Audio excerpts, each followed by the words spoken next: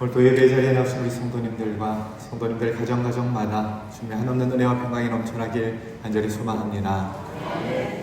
남편으로부터 사랑해 라는 말을 들어보는 것이 소원인 한 부인이 있었습니다.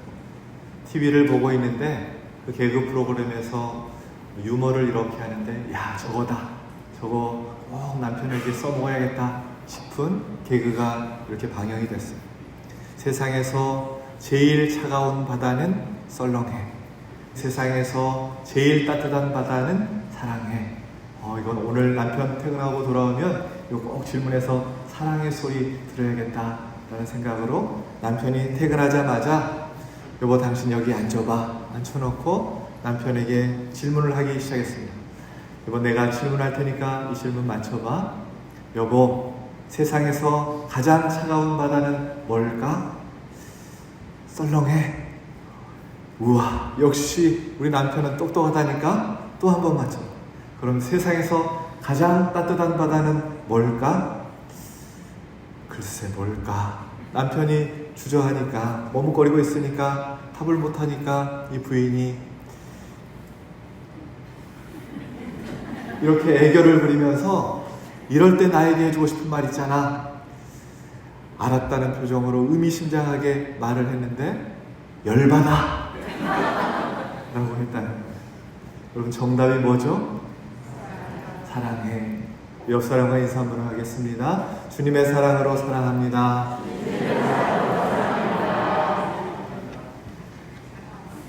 여러분 어떻게 요즘에 지내고 계십니까? 무더운 날씨 때문에 열받지는 않으십니까?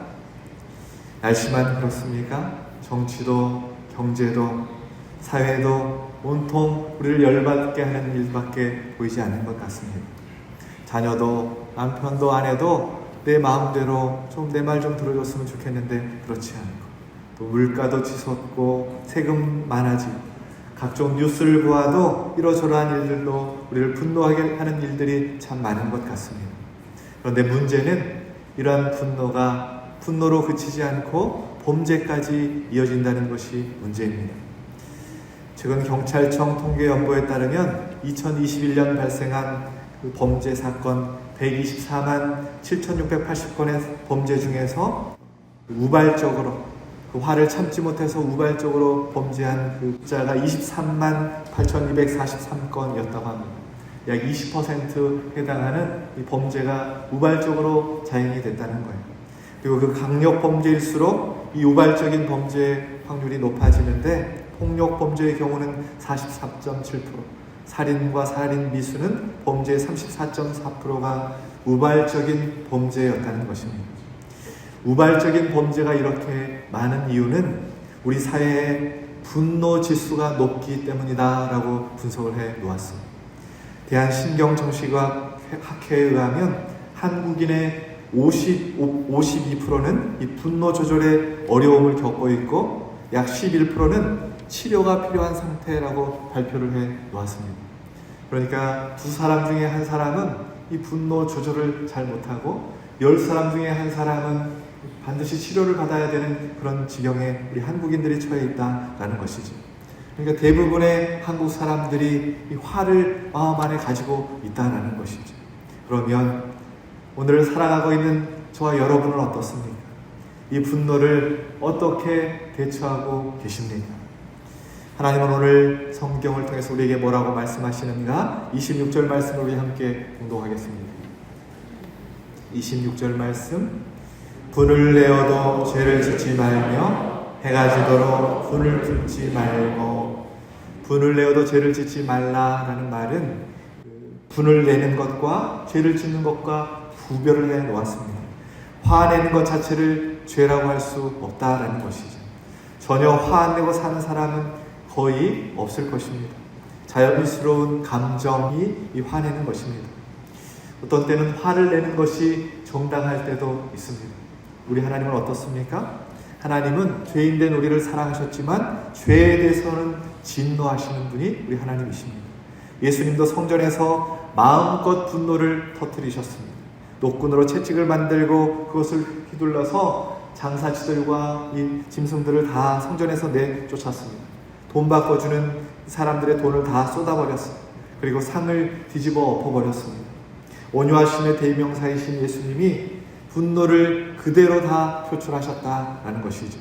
그러나 예수님의 분노는 성전의 원래 정신과 참된 예배, 그 사람들 속에 하나님을 경외하는 마음이 없어진 것을 보고 그것을 되살리려고 하는 거룩한 분노였습니다.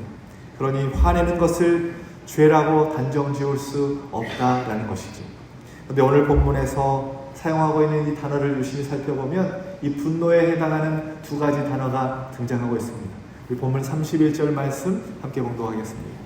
너는 너희 모든 악독과 노함과 분냄과 떠드는 것과 비방하는 것을 모든 악의와 함께 버리고. 분노를 나타내는 단어는 노함과 분냄입니다.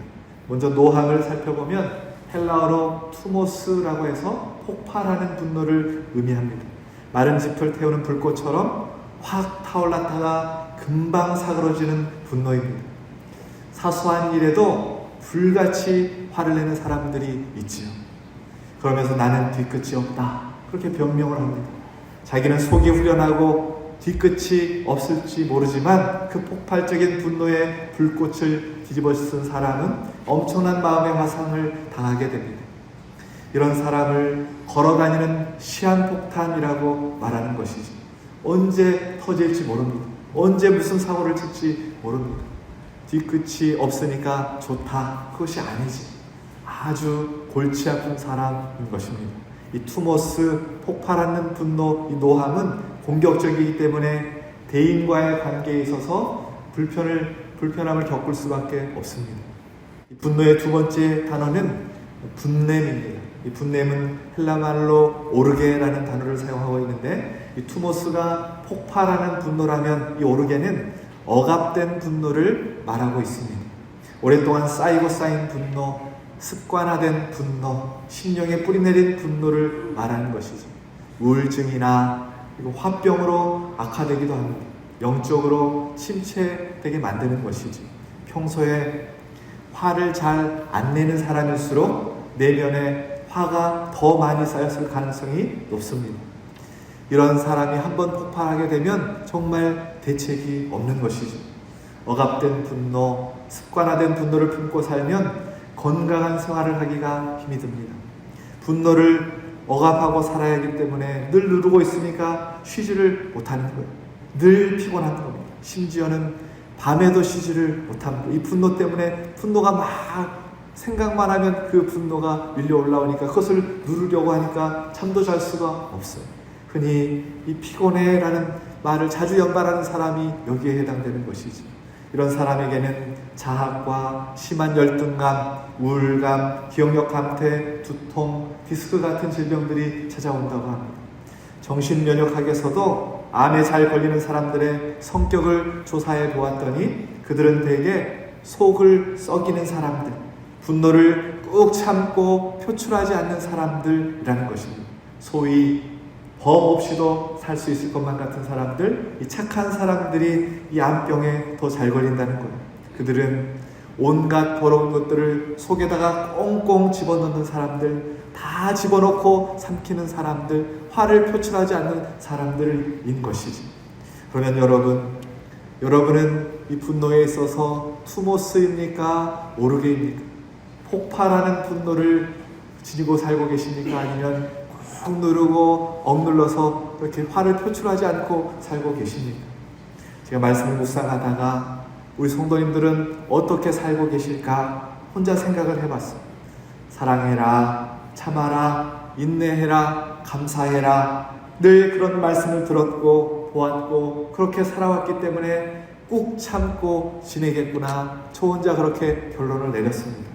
왜냐하면 표현하면 안 되니까, 하나님 앞에서 살아야 하니까 참아야 하고, 성도들이 보고 있으니까 꼭 누르고, 믿지 않는 가족들이 보고 있고 친구들이 보고 있으니까 표현할 수도 없는 것이지.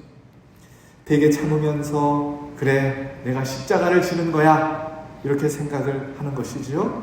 그러나 여러분, 이런 생각은 착각입니다. 할 말을 못하면서 사는 것, 분노를 억압하면서 꼭 누르고 사는 것은, 이것은 자기를 부인하고 십자가를 지는 삶이 아닌 것입니다. 사랑과 용서의 삶이 없는데 오히려 그것은 십자가를 지는 삶과 정반대의 삶이 되는 것이지. 그러므로 노함과 분냄, 투모스와 오르게 이 둘 다 위험한 것입니다. 왜냐하면 이 두 가지 분노는 죄로 연결되기 쉽기 때문입니다. 걸핏하면 폭발하는 분노, 가슴에 쌓아두고 생활 속에서 교묘히 표출하는 분노, 둘 다 위험하다라는 것입니다.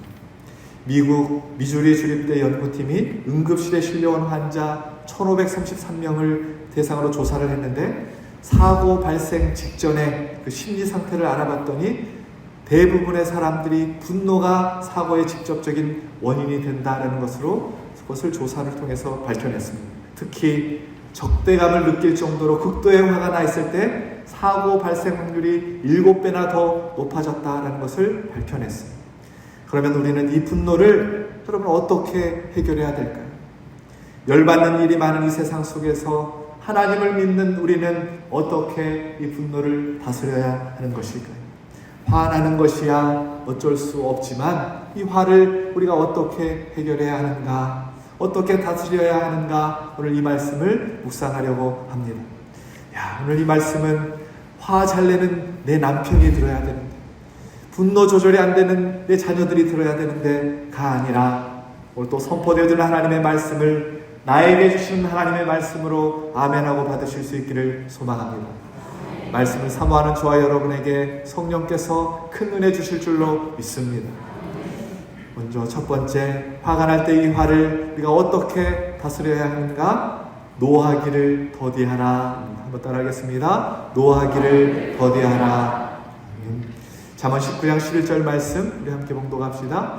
노하기를 더디하는 것이 슬픔의 슬기요. 아멘. 화가 나더라도 곧바로 폭발시키지 않고 투모스하지 않고 시간적인 여유를 갖는 것입니다. 이 사람이 슬기로운 사람, 지혜로운 사람이라는 것이죠. 잠언 29장 11절 말씀 우리 함께 봉독합시다. 잠언 29장 11절 어리석은 자는 자기의 노를 다 드러내어도 지혜로운 자는 그것을 억제하느니라. 아멘. 노를 억제한다는 것은 분노를 억압하는 것, 마음을 가라앉힌다, 분노가 식기를 기다린다 라는 뜻입니다. 이 사람이 지혜로운 사람이라는 것이죠. 우리 하나님은 화를 표현하시는데 어떻게 화를 표현하시는가? 출애굽기 34장 6절 말씀 우리 함께 봉독합시다. 여호와께서 그의 앞으로 지나시며 선포하시되 여호와라 여호와라 자비롭고 은혜롭고 노하기를 더디하고 인자와 진실이 많은 하나님이라. 아멘. 시편 103편 8절 말씀도 함께 봉독합시다. 여호와는 긍휼이 많으시고 은혜로우시며 노하기를 더디하시고 인자하심이 풍부하시도다. 아멘. 우리 하나님도 화를, 분노를 표출하시는데 노하기를 더디하신다라고 우리에게 가르쳐주고 있습니다. 어느 날 한 목사님이 분노에 대해서 설교 말씀을 전하셨습니다. 예배가 끝나자 한 부인이 이 목사님께 찾아와서는 자기가 성질이 너무 급해서 화를 자주 내는 것이 고민이라고 목사님에게 이렇게 자기 문제를 고백했습니다. 목사님, 저는 작은 일에 가끔씩 폭발을 자주 하지만 그리고 나서는 뒤끝이 전혀 없습니다. 금방 풀어버립니다. 마음에 두고 꽁하고 있지는 않지요.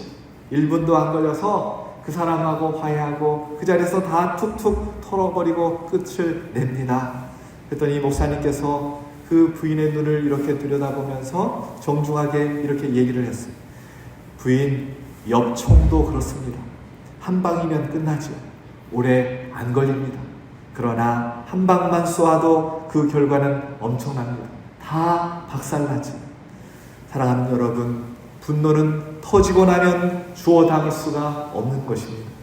미국 3대 대통령을 지낸 토머스 제퍼슨은 자신의 서재에 이런 글을 써 붙여 놓았다고 합니다. 화가 나면 10가지 세고 상대를 죽이고 싶으면 100가지 세라. 한번 따라하겠습니다. 화가 나면 10가지 세고 상대를 죽이고 싶으면 100가지 세라. 그럼 꼭 이렇게 실천하실 수 있기를 소망합니다. 모세는 불평이 많은 이스라엘 백성들에게 극도로 실망한 나머지 하나님의 분부대로 행하지 않고 화가 잔뜩 나서는 지팡이로 반석을 2번이나 쳐버립니다. 그 결과 물은 얻었지만 하나님의 명령을 거역하였기 때문에 약속의 땅 가나안 땅에 모세는 들어갈 수가 없었습니다. 요셉이 만약에 자기에게 심부름을 보낸 아버지를 원망하고 자기를 노예로 팔아버린 형들에 대해서 분노를 품고 복수를 해야지 그 일념으로 평생을 살았다면 그는 결코 애굽의 총리가 될 수 없었고 어쩌면 더 나락으로 떨어진 삶을 살아갈 수밖에 없었을 것입니다. 화가 났을 때 우리가 합리적으로 반응하기는 너무나 어렵습니다. 그래서 시간적인 여유를 가져야 하는 것, 심호흡을 크게 해야 합니다. 가능하면 분노의 현장을 빨리 떠나야 합니다. 그 장소, 그 사람을 빨리 피해야 하는 것이지. 홀로 있으면서 화를 시키며 잠잠히 생각해 볼 필요가 있다는 것. 왜 내가 지금 화를 내고 있는가?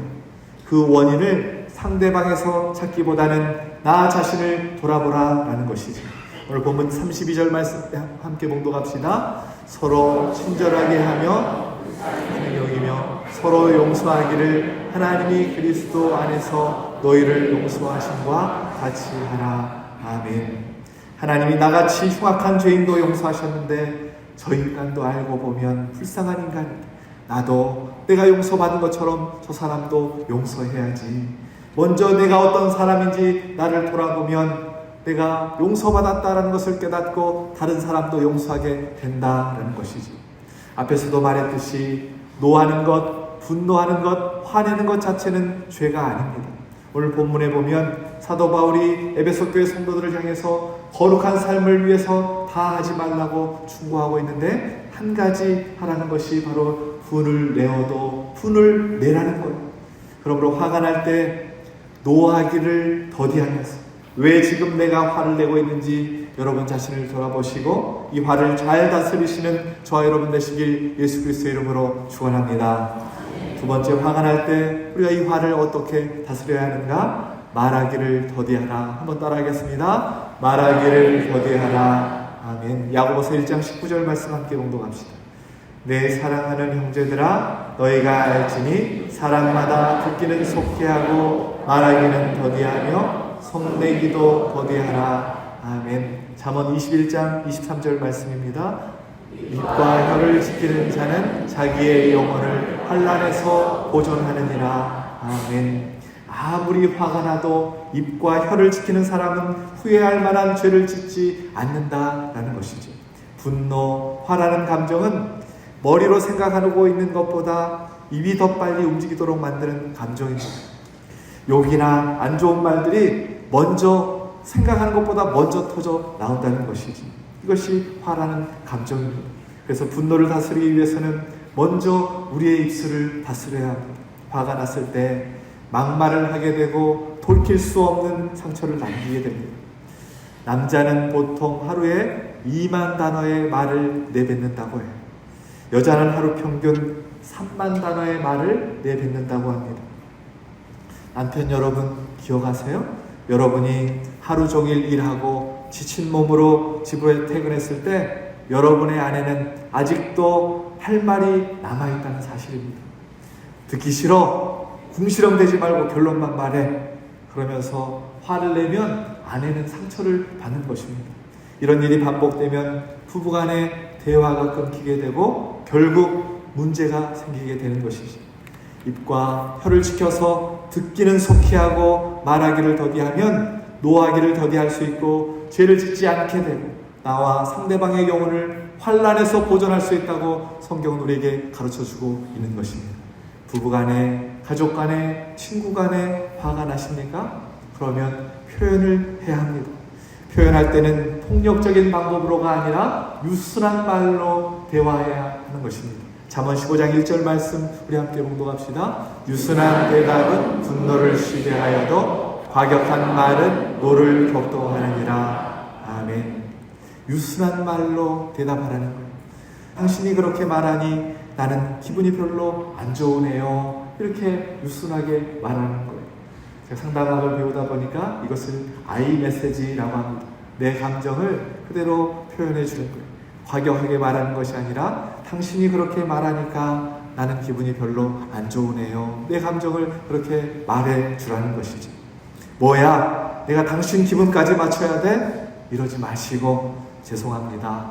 못난 저 때문에 화나게 해서 미안합니다. 다 제 탓입니다. 그렇게 말하라는 것이죠. 한번 따라하겠습니다. 미안합니다. 다 제 탓입니다. 여러분, 운전을 할 때도 화날 때가 정말 많은 것 같습니다. 저도 그런 경험을 한 적이 있어요. 우리 첫째 아들을 낳기 전에 운전을 하다가 도저히 참을 수 없는 순간 폭발을 한 적이 있습니다. 친구들이 집에 놀러 와서 식사 대접을 하고 돌아오는 길에 교차로에서 신호를 기다리고 있었습니다. 저는 1차선에서 직진을 하려고 기다리고 있었고, 신호가 떨어지자, 직진 신호가 떨어지자 직진을 하려고 하는데 2차선에 있던 차가 갑자기 제 앞으로 치고 들어오더니 좌회전을 하는 것입니다. 브레이크를 밟고 급하게 정차를 했어요. 부딪히지 않았습니다. 그런데 그 차가 갑자기 멈추더니 유리창을 내리더니 저한테 뭐라고 하는 거예요. 저는 잘못한 것이 하나도 없는데 저한테 갑자기 뭐라고 해서는 제가 갑자기 유리창문을 내리고 야! 도로 한복판에서 그렇게 소리를 질렀습니다. 화가 안 풀려서 쫓아가려고 하는데 아내와 친구들이 막 말리는 바람에 참았습니다. 그날 아내가 결혼하고 처음으로 그렇게 화내는 모습을 봤다고 저한테 그러는 거예요. 그래서 제가 집에 돌아와서 얼마나 후회를 했는지요. 조금만 더 참을 거예요. 내가 아직도 사람이 덜 됐나 보다 라고 하나님 앞에 회개했습니다. 그리고 그 다음날 친구에게 전화를 해서 내가 어제 큰 소리로 야 그랬잖아, 화내서 미안해. 그랬더니 이 친구가 하는 말이 너가 언제 야라고 그랬냐, 야 이 새끼야 그랬잖아. 요즘에는 제가 바뀌었습니다. 우리 교회 성도님이 깜빡이를 깜빡 잊으셨나 보구나, 우리 집사님이 급한 일이 있으신가 보구나, 응급실에 가셔야 되나 보구나, 제가 그렇게 넘어갑니다. 여러분, 우리의 입술에 파수꾼을 세워서 험담, 부정한 말, 상처 주는 말은 해서는 안 됩니다. 더욱이 욕을 해서도 안 되는 거예요. 본문 29절 말씀 우리 함께 봉독합시다. 무릇 더러운 말은 너희 입 밖에도 내지 말고 오직 덕을 세우는데 소용되는 대로 선한 말을 하여 듣는 자들에게 은혜를 끼치게 하라. 아멘. 더러운 말에는 입 밖에도 내지 말라는 것입니다. 그런데 화가 나면 좋은 말이 안 나와요. 그로 인해서 상대방을 자극하고 더 안 좋은 상황이 벌어지게 되는 것이죠. 영국의 런던 대학교 연구팀에서 화가 났을 때 이 뇌가 어떻게 변화되는지를 MRI를 찍어보고 연구를 했습니다. MRI를 찍어보니까 평소에 파랗게 안정되었던 뇌의 여러 부분들이 화를 내니까 빨갛게 변하기 시작했는데 그 빨갛게 변한 부분이 바로 언어와 행동을 담당하고 있는 뇌였다는 것입니다. 그렇기에 화가 나면 말과 행동이 험악해지는 것이 당연하고 이 때문에 범죄로 이어지기가 쉽다고 연구 결과 발표를 해 놓았습니다. 그러므로 여러분, 이 분노를 잘 다스리려면 말하기를 더디해야 한다는 것입니다. 입을 붙잡으라라는 것이지.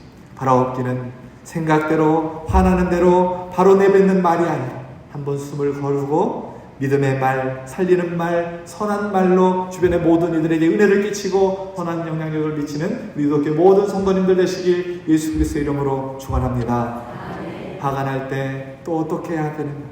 첫 번째, 노하기를 더디하라, 말하기를 더디하라. 세 번째, 하나님께 쏟아놓으라. 우리 같이 한번 말해봅시다. 하나님께 쏟아놓으라. 시작. 하나님께 쏟아놓으라. 아멘. 26절 말씀 우리 함께 봉독합시다. 26절. 분을 내어도 죄를 짓지 말고 해가 지도록 분을 품지 말고. 아멘. 이 말씀은 오랫동안 우리 마음 가운데 분을 품고 있지 말라라는 뜻이죠. 분노를 내면화하지 말고 속으로 삭히지 말고 억압하지 말라라는 말입니다. 그러기 위해서는 적절한 방법으로 이 화를 풀어야 하는데 내뱉어야 한다는 것이죠. 나 화나지 않았어. 화 안 났다니까? 그런다고 화가 풀리지 않습니다.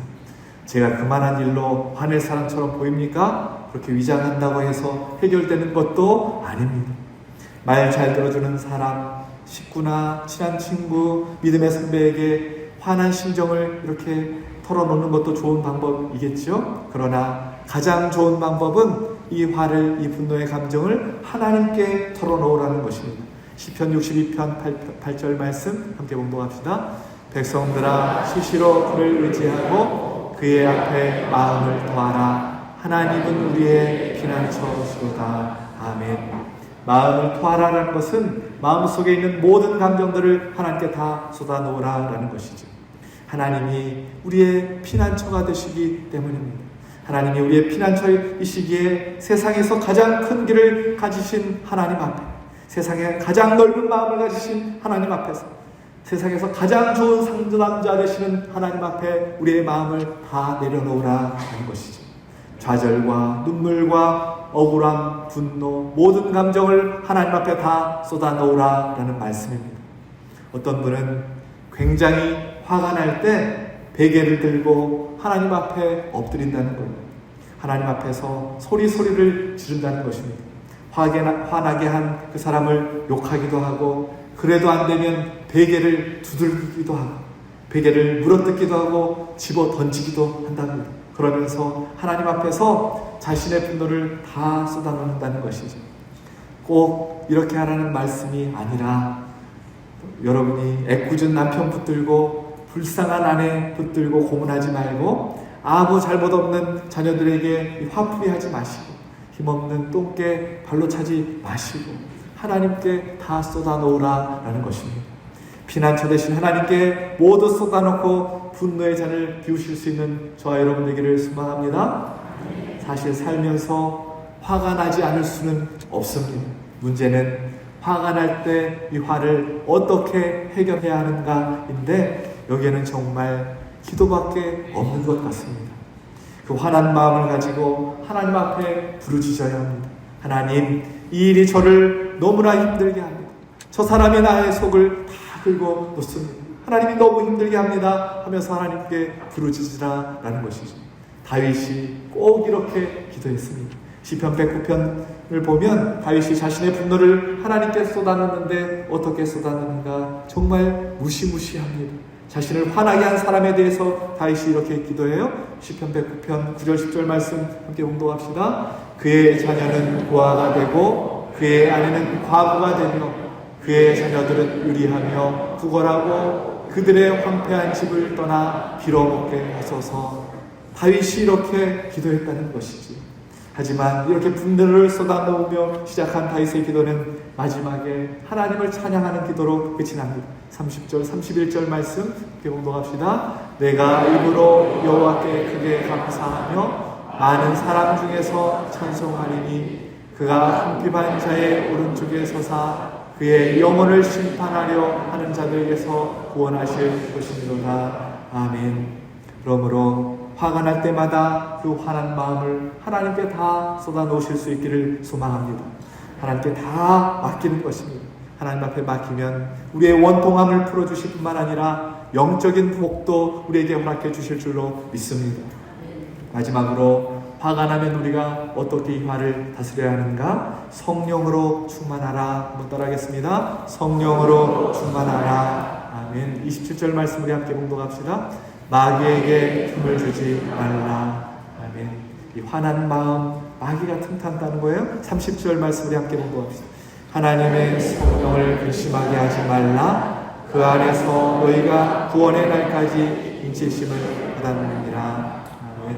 우리가 분노를 폭발하는 그때, 화를 표출하는 그때, 우리가 해가 지도록 오랫동안 화를 품고 있는 그때 마귀가 역사한다는 것입니다. 마귀는 우리가 분노하는 그 틈을 타서 죄를 짓게 만듭니다.